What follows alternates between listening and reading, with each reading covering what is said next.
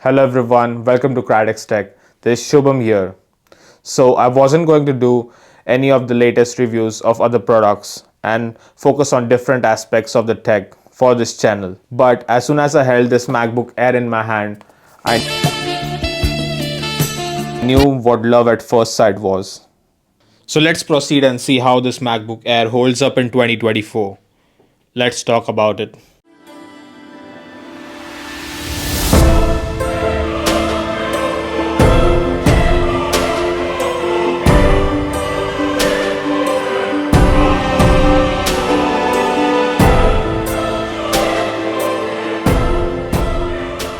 I have used the MacBook Pros before, and I usually used it along with the iPad. But there's a first time for everything. This MacBook Air, on the other hand, is just awesome. Just hold it in the hand first. Just go to the store, hold it in the hand, and you will know how thin it is. It's also aluminium all over the body, and it just weighs at 1.3 grams, which is pretty light for a laptop this size. I would love to replace my life from Pro to Air. Sorry, wrong clip. From Pro to Air. Sorry, wrong clip. From MacBook Pro to MacBook Air. The portability on this plays along while consuming media on this device as well. Be it for watching movies or videos with the Retina screen, which has 25% of P3 color gamut, but it's still stuck at 60 Hz. Thankfully though, this goes up to 400 nits of brightness. As you can see, the video on this looks great, even while comparing to the MacBook Pro, which goes up to 600 nits and 1600 on HDR content.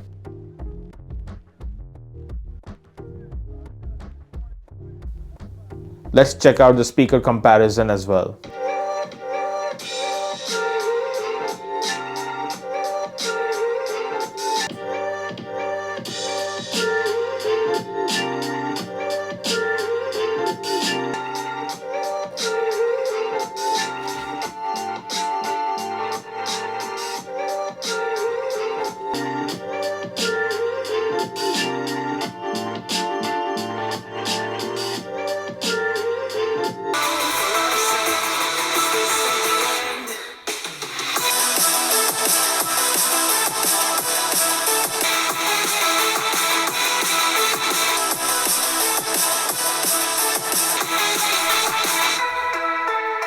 This is also great for work as well.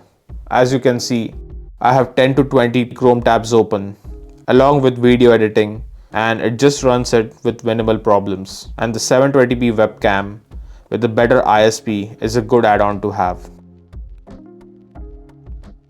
The port problem on this is actually solved with a dongle, and I have two of them for daily basis. So it does all the tasks pretty well with the help of these dongles, which have pretty much all the ports I need for my workflow. On the Apple website, it only shows that this supports up to one external monitor, but I have found a workaround for that. If you get a DisplayLink dock to connect 2 or even 3 displays, which I will link below in the description. Talking about the link below, there's also a subscribe button down there. It's free and you can get some informative videos out of it. This MacBook is a base model, which comes for 8GB and 256GB of storage. Performance has been amazing, and the M1 chip has been a blast for a while now. I have already made videos on the M1 chip found on the Mac Mini and the iPad Pro. You can check those videos after this, which will be linked in the description as well. This M1, on the other hand, just like the iPad, makes no sound. You can check some benchmarks for Geekbench 6, just comparing the MacBook Air to the MacBook Pro. 3D Mark Life, and also comparing the MacBook Air to the M1 iPad, which has an extra GPU core compared to the MacBook Air. Geekbench ML, and also exporting text for Final Cut Pro. This M1 basically makes no sound because of no fans in it. The machine learning core on this is also improvement. This basically helps in all optimized apps for Mac, and almost all of the Mac OS apps have been transitioned to work on the M1 chip efficiently as of now. Also, let's check out the Cinebench scores. You can see the average FPS found on Tomb Raider on this 7-core GPU on the MacBook Air. The FPS are not too bad, but I won't recommend playing it on the full settings. Instead, just play on low settings.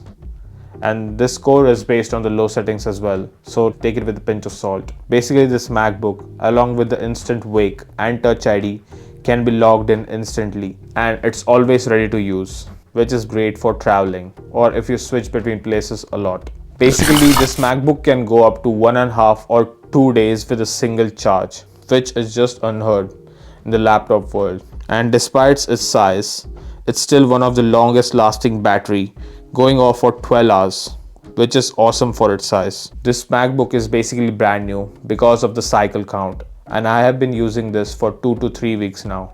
And the 30-watt adapter provided with the laptop charges this laptop in 2 hours and 21 minutes, which is alright, but I also tied the 67-watt charger, and it also takes around 2 hours to completely charge this device.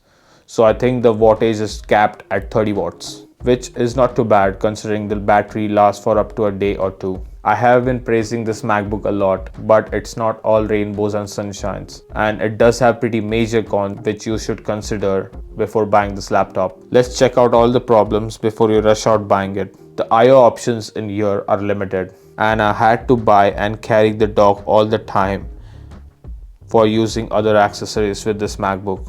I will link some good docks in the description below, but the display link will help with the docking options as well. This also has Wi-Fi 6 and not 6E, but not a problem for all the households, as not everyone has a 6E router, which are pretty expensive. The storage and RAM are also integrated in the chip itself and are not expandable. So choose wisely before buying this, as the base model only comes with 256 GB of storage and 8 GB of RAM. I would highly consider getting a 16 GB variant or at least a 512 GB version instead of the base model. The bezels on this might bother some as well, as even the laptop cheaper than this has smaller bezels, but I forgot this and got used to it while daily driving it. Now, having no fan in this, it's great and all, and this laptop is silent all the time, but it comes with the cons as well, as it limits the performance for longer workloads, and editing a large project does sometimes throttle on this MacBook. Finally, coming to the conclusion whether you should buy the MacBook in early 2024 or not. You can see that it has all the fundamentals for a great laptop, and the shortcomings of this laptop doesn't bother me at all. And if it doesn't bother you as well, you should definitely get it. If you already have this laptop, you shouldn't upgrade to any of the newer MacBooks. But if your work requires it and you do need some extra RAM or storage, heck, you can go for the M3 Ultra, and it will serve you like for many years down the line. This laptop goes around for $1,400 new on the Apple's website, but I would consider the $1,140, which is a refurbished model, to be an amazing deal. And you can find these on eBay as well for around $788, and a definite bargain. Well, that's been it for the review of this MacBook Air. Thanks for watching, guys, and please like, share and subscribe. See you in the next one. Peace.